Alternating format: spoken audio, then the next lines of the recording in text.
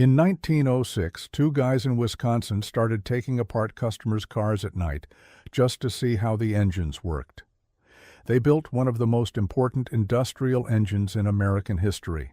It powered the oil fields, it went to war, it kept the lights on when the Twin Towers fell. Then it got passed around by corporations like a used wrench until the factory that built it was gutted and shipped to Canada. This is the story of the Waukesha F-817, Waukesha, Wisconsin, early 1900s, a small town about 20 miles west of Milwaukee, known mostly for its mineral springs and not much else. On North Street, in a stone building that used to be a woolen mill office, two young engineers named Harry Horning and Fred Ahrens were running a business called the Blue Front Garage. During the day, they took in cars for washing, storage, and repair. Decent money, honest work. But here's what the customers didn't know. At night, after the owners went home, Horning and Ahrens would take those engines completely apart, piece by piece. They'd study every component, every tolerance, every design choice. By morning, the engine was back together, tuned up, running better than before. The customer never knew. Their 16-year-old employee, a kid named James Remington, helped them do it. This wasn't vandalism, it was research. Horning had studied mechanical engineering, worked on the Duluth Superior Aerial Lift Bridge, and taught mechanical drawing classes at the YMCA on Tuesday and Friday evenings. Ahrens was born in Germany, came to the States in 1883, and had a craftsman's obsession with making things work properly. Together, they believed they could build a better engine than anything on the market. And in 1906, with financial backing from a retired farmer named Allen Stebbins, they incorporated the Waukesha Motor Company on May 29th with a capitalization of $25,000. Stebbins was named president because he put up most of the money. Ahrens was vice president. Horning was secretary-treasurer. Other investors included Samper Perkins and two sisters named Mary and Frances Wilkins. Their first engine, the Model A, was a four-cylinder design that cost $12,000 to build. They sold it for $500 to a boat owner on Pewaukee Lake. Not exactly a business model, but that boat owner was so impressed with how the engine started easy and ran smooth that he told everyone he knew. Word spread around the lake, then beyond it, and orders started coming in. By 1912, the company had grown from 3 guys in a garage to over 100 employees. By 1916, when World War I ramped up demand for military truck engines, they had 1,000 workers. Horning personally designed the standardized gasoline engine for the Army's Class B military truck, and the first unit was produced and shipped to President Wilson's attention in just 11 days. 11 days from order to delivery. During a war, the company that locals simply called the Motor Works was becoming something much bigger than a small-town garage operation. But the real story of what Waukesha would become starts in the oil fields. In the early 1920s, East Texas was booming. Oil was everywhere, but getting it out of the ground required power, serious power. The industry was still running on steam engines, massive, heavy, slow to set up, and a nightmare to move from site to site. Waukesha saw the gap. They started building multi-cylinder internal combustion engines specifically designed to replace steam in oil field applications. Engines that could drive pumps, power drilling rigs, and most importantly, run compressors that pushed natural gas through pipelines. The oil fields needed more power every year as wells had to go deeper. Waukesha kept scaling up. In 1924, they introduced the Model GU, a 4-cylinder engine with a 5 3/8-inch bore. By 1929, they were building 6-cylinder engines with 8.5-inch strokes. By 1930, they had the 6LRO, an 8.5 by 8.5-inch bore and stroke monster displacing 2,894 cubic inches. That engine became the standard of the oil fields. Waukesha wasn't just participating in the energy industry, it was becoming the backbone of it. And then, almost as a side project, They did something that changed the entire world of fuel and engines forever. In 1922, a committee of fuel producers and engine manufacturers formed the Cooperative Fuel Research Group. The problem was simple, but massive. Nobody had a reliable way to measure how well gasoline resisted engine knock. Horning and his chief research engineer, Arthur Pope, Jr., worked with the committee for years. In early December of 1928, the committee accepted Waukesha's design for a standardized single-cylinder test engine. Waukesha designed, built, tested, and delivered the first unit in under 45 days. It was displayed at the Society of Automotive Engineers meeting on January 14, 1929. That engine, the CFR, the Cooperative Fuel Research Engine, became the global standard for determining octane ratings. It's still used today. Every gas station pump you've ever seen that says 87 or 93 octane. That number was determined by a machine that Waukesha invented almost 100 years ago. The American Society of Mechanical Engineers gave them a historic landmark designation for it. It's arguably the most influential single-engine design of the 20th century, and most people have never heard of it. Horning died in January of 1936. He was 55. He'd served as president of the Society of Automotive Engineers and was recognized as one of the most innovative leaders of the early automotive era. The SAE created the Horning Memorial Award in his honor, given for research into the relationship between fuels and engines. He never saw what happened next. When World War II hit, Waukesha went to round-the-clock production. The plant ran 24 hours a day, 7 days a week. The workforce surged to 2,000, the highest employment the company would ever see, and most of them were women. The men were overseas. The company built barracks across the street from the factory because people were working every single day and needed somewhere close to sleep. Shifts ran back to back. Engines came off the line and went straight onto trains. At one point, 20% of the entire city of Waukesha depended on the motorworks, directly or indirectly. The grocery stores, the restaurants, the landlords, the schools, one company, one factory, an entire community's livelihood. And this is where the F-817 enters the story. Waukesha had been developing the 145 series of engines since around 1939. Inline six-cylinder, overhead valve, with 2 spark plugs per cylinder for reliability. The biggest variant displaced 817 cubic inches. That's 13.3 liters. A 5 3/8-inch bore with a 6-inch stroke. In gasoline configuration, it made between 120 and 190 horsepower, depending on the application and RPM. Not flashy numbers, not designed to be. This engine was designed for one thing: to start, run, and not stop. Period. The military used the F-817 in tank retrievers and heavy trucks. These were the workhorses of the logistics chain. When a Sherman got knocked out or threw a track in the mud of France or Belgium, something had to go out there and drag it back, often under fire, often in freezing conditions, often running fuel that would have made a civilian mechanic wince. The engine worked. It started in the cold, it ran rough fuel, it survived abuse that would have killed more sophisticated designs.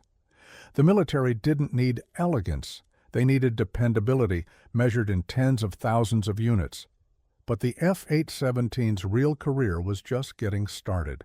After the war, Waukesha pivoted back to industrial applications. And the F-817 found its true calling: natural gas compression. Here's the thing about natural gas. It comes out of the ground at relatively low pressure. To move it through a pipeline over hundreds of miles, you need compressor stations every 40 to 100 miles that boost the pressure back up. Each station needs engines, lots of them. Engines that can run continuously, that can handle variable fuel quality, and that can sit in the middle of nowhere without complaining. The oil and gas industry needed engines that could run on natural gas itself, the same fuel coming out of the ground, to power those compressors. The F-817 could do exactly that. You could run it on natural gas, field gas, propane, even landfill methane. Feed it basically anything that burned, and it would turn a compressor.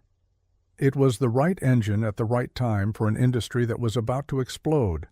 The engine was renamed the F-817G in the mid-1960s when Waukesha changed its model designation system.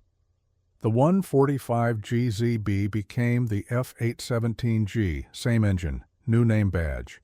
Its smaller sibling, the 140GZB, became the F-554G. That smaller engine was discontinued in 1975. But the F-817G kept going and going. For over 50 years, from its introduction around 1939 to its discontinuation in 1991, this engine was in continuous production, half a century. From World War II to the end of the Cold War, it ran compressors in oil fields from West Texas to Alberta. It powered backup generators in office buildings. It drove pumps on construction sites. It did what it was designed to do. It worked, quietly, reliably, without much recognition at all. If you're enjoying this, hit subscribe. We cover stuff like this every week. Okay, back to it. So let's talk about what made this engine actually work. 817 cubic inches. Inline 6. That's a big engine, but not freakishly so. The bore was 5 3/8 inches. The stroke was 6 inches, giving it a slightly undersquare design. More stroke than bore. That means more torque at lower RPMs.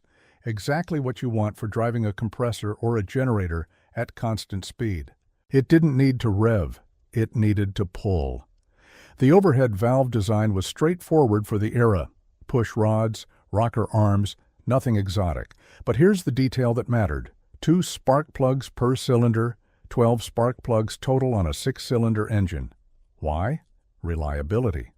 In a stationary industrial application, especially in a remote oil field, you can't have an engine misfire because a spark plug fouled.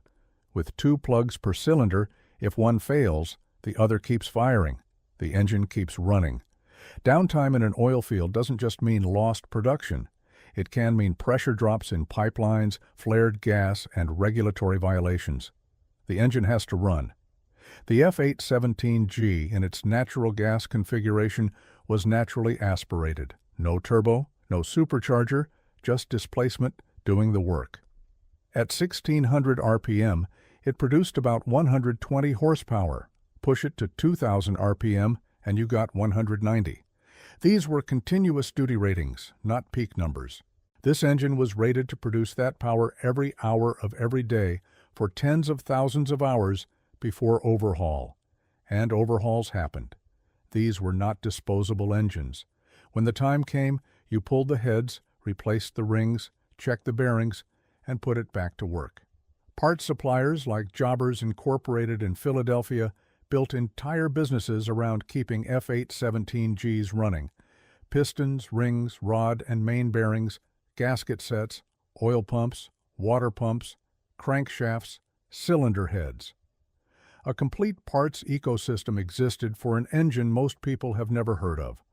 Some of these engines ran for 30 or 40 years with regular rebuilds. The engine sat on a heavy cast iron block that could take punishment. The wet sleeve cylinder design meant you could replace individual cylinder liners without machining the block. Pull a sleeve, drop in a new one, and you're back in business. Combined with an aerial compressor or a Worthington unit, the F-817G formed the beating heart of thousands of gas compression stations across North America. These weren't glamorous installations. Picture a concrete pad in the middle of nowhere, West Texas or the Oklahoma Panhandle, fenced off with chain link, a small equipment shack, and a skid-mounted engine compressor package sitting out in the weather. Compressing gas to 1,250 psi or more, pushing it through the pipeline network that heats homes and fuels power plants from the Gulf Coast to the Canadian border. No one drives by and admires it. No one takes photographs. But shut one down, and the pipeline pressure drops. Shut enough of them down, and people in Chicago and Detroit stopped getting gas to their furnaces in February. That's what the F-817G did for 50 years. The torque specs tell you something about the engineering philosophy. Main bearing caps torqued to 265 to 270 foot-pounds. Rod caps at 65 to 70. Head bolts at 200 to 205 for the large studs and 150 to 155 for the small ones. These aren't precision sports car numbers. They're working man's numbers, designed for mechanics with standard tools in remote locations, not factory clean rooms. A snap-on torque wrench, a Federal Mogul shop manual, and a pot of coffee. That's what it took, and that was the entire point. The F-817G was engineered to be fixed by the people who used it, in the places where they used it. No specialist training required, no proprietary diagnostic equipment, no dealer network to schedule appointments with. A decent mechanic with a torque wrench and a parts manual could keep this engine running for decades, and thousands of them did, in places so remote that the nearest town was an hour's drive on a dirt road. Now, here's where the story gets dark. In 1968, the Waukesha Motor Company, still family-rooted, still community-centered, was acquired by the Bangor Punta Corporation. If you haven't heard of Bangor Punta, they were a conglomerate that owned everything from Smith & Wesson to Piper Aircraft to sailboat companies. They collected businesses the way some people collect stamps, aggressively, without much thought about what happens next. Under Bangor Punta, Waukesha continued to operate as an independent subsidiary. But the investment the plant needed never came. The equipment aged, the facilities fell behind. Eventually, it became too expensive for Bangor Punta to keep the plant current and competitive. So in 1974, they sold Waukesha to Dresser Industries of Dallas, Texas. The company was renamed the Waukesha Engine Division of Dresser Industries. Dresser was an energy industry giant. They had the resources. They spent money on modernization. Chester Lee, the new president, held meetings at the County Expo Center to introduce himself to workers and boost morale. In 1979, the assembly lines were realigned from the north-south axis used since 1909 to a more efficient east-west direction. There was genuine optimism. In 1983, they got an order for 25 CFR engines from China.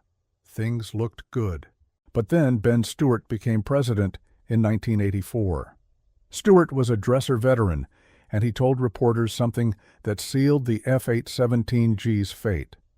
He said the days of Waukesha building diesel engines were numbered. The future was in gas engines. He meant the big VHP engines, the massive V12 models displacing 5,700 cubic inches and more. The workhorses that powered the largest compressor stations, the small stuff, engines like the F-817G, they were legacy products. In 1991, after more than 50 years of production, the F-817G was discontinued. To be clear, it wasn't that the engine had failed. It hadn't. The market had simply moved past it. Bigger compressors needed bigger engines. Emissions regulations favored newer designs. The economics of maintaining a production line for a 50-year-old engine design didn't make sense anymore. But for the thousands of F-817Gs still running in oil fields across the continent, parts had to keep flowing, and they did, from aftermarket suppliers who recognized a loyal customer base when they saw one. The corporate carousel kept spinning. In 1998, Dresser merged with Halliburton in a $7.7 billion deal. Waukesha was now a small division of a massive oilfield services corporation. In 2001, Halliburton divested the Dresser Equipment Group, including Waukesha, to a private equity consortium for $1.55 billion. Waukesha was back under Dresser, Incorporated, now independent again. In 2010, General Electric bought Dresser for $3 billion. Waukesha was now a GE brand. On January 20, 2014, President Barack Obama visited the Waukesha plant. He gave a speech on the factory floor about raising the minimum wage and wage equality for women. He toured the production lines. He held up the Waukesha plant as a model of American manufacturing. 20 months later, GE announced it was closing the plant and moving engine production to a new $265 million facility in Welland, Ontario, Canada. 350 manufacturing jobs gone. GE blamed Congress. The U.S. Export-Import Bank's authorization had lapsed on July 1st, and GE said it couldn't compete for international projects without export credit financing. Canada's Export Development Agency was rolling out the red carpet. GE's Vice Chairman John Rice told reporters that foreign export agencies were more than tripling the export financing capacity Waukesha had received under the old Ex-Im Bank. But the company also quietly acknowledged that the recent downturn in oil and gas drilling activity was a factor. The engines built in Waukesha weren't typically sold with Ex-Im financing anyway. The move was more about leveraging a Canadian government relationship for GE's broader businesses. The workers knew it. The union knew it. The machinists' president called it the ugliest and most dishonest side of GE's corporate philosophy. The workers weren't buying the explanation. Joe Barlow, who'd worked at the plant for nearly 25 years, threw out every GE product in his house. Toaster, light bulbs, everything. His entire family agreed. No one would ever buy another GE product. Brett Mattis had voted for the first time in his life in 2016, casting his ballot for Trump because he believed Trump would punish companies that shipped American jobs overseas. GE's CEO Jeff Immelt sat on Trump's Manufacturing Advisory Council. The irony was not lost on anyone. Jeff Neubauer, who'd spent almost a quarter century at the factory, described how GE dismantled the operation in slow motion. Equipment moved out, jobs moved out, spaces were cleared and turned into stockrooms. They cut out one piece of your heart at a time, he said. The mayor of Waukesha, a Republican named Sean Riley, acknowledged that GE had some of the highest-paying manufacturing jobs in the city. Losing them would leave a scar. By April 2019, the factory that had run continuously since 1909 was closed. The layoffs came in phases: 205 hourly workers, 31 salaried, 76 machine operators, 63 assemblers. The International Association of Machinists and Aerospace Workers District 10 represented the hourly workers. Some had bumping rights. Some took early retirement. Most just left. 113 years of manufacturing in Waukesha, Wisconsin. Over. The engineering jobs stayed at least for a while, but the machines are the assembly lines, the hands that built the engines, shipped to Canada. Then, in 2018, GE sold the entire distributed power business, including the Waukesha brand, to private equity firm Advent International for $3.25 billion. They rebranded as INEO. The Waukesha name survived. The Waukesha factory didn't. But here's the part of the story that stays with you. In the early 1970s, when the World Trade Center was being built, 5 Waukesha V12 diesel generating units were installed in Sub-Basement 6, the lowest level, west side of Tower 1, each rated at 1,200 kilowatts. Their heat exchangers used water from the Hudson River. A 6th unit was added later. On February 26, 1993, when a bomb exploded in the underground garage, those Waukesha engines kicked on and ran for 3 hours and 10 seconds before the generator room flooded and they were manually shut down. The service crew stayed with the engines until the water was too high, then felt their way out in total darkness. On September 11, 2001, they fired up again. The engines came online and provided emergency power, lights, fire pumps, elevators. In those critical early minutes, when thousands of people were trying to get out of buildings that were about to collapse, Waukesha engines kept the lights on. Of the 6 units, 3 were destroyed beyond repair. 2 were rebuilt for continued service elsewhere. 1 was brought home to the Waukesha factory. It sits at the Waukesha Engine Historical Society now, a V12 diesel that survived the worst terrorist attack in American history, built by workers in Wisconsin, standing in a museum because the factory that made it no longer exists. 2 blocks away from the World Trade Center, the Federal Reserve Bank had 4 Waukesha diesel generators of its own. When the power grid collapsed, they fired up and ran for 2 straight weeks. A crew stayed with those engines around the clock, keeping them fueled and monitored, while the city around them was in chaos. There's a tendency to tell stories like this as simple narratives. Scrappy startup becomes industrial giant, gets swallowed by corporate America, dies. And there's truth in that arc. But the Waukesha story is more complicated. The company adapted for over a century. It went from boat engines to military truck engines to oil field power to the global standard for fuel testing to emergency generators in the most famous building collapse in modern history. The F-817 specifically lived for 52 years in production and decades more in active service. It was never the biggest, fastest, or most powerful engine Waukesha built. It was the most reliable, the most fixable, the most present in the infrastructure that people never think about. Turn on your furnace in January. Natural gas gets to your house through a pipeline. Somewhere along that pipeline, probably in a remote compressor station that you'll never see, there's a decent chance a Waukesha engine is running right now. Maybe not an F-817G anymore, probably a VHP or a newer model, but the philosophy is the same. Build it tough, make it fixable, keep the gas flowing. The Waukesha name is still out there. Ineo builds the engines now in Welland, Ontario. They make the VHP Series 5, the 275 GL Plus, and other models that power compressor stations worldwide. Over 31,000 Waukesha engine units have been built since 1906, collectively providing 25 gigawatts of power capacity. The engineering is still done in Waukesha. The machines are in Canada. The F-817 is gone. The factory floor where it was assembled is gone. Most of the people who built them are gone, but hundreds of F-817Gs are still out there, sitting on skids in compressor stations across the oil patch, getting rebuilt and put back to work by mechanics who know the engine by feel. Parts suppliers still stock everything you need.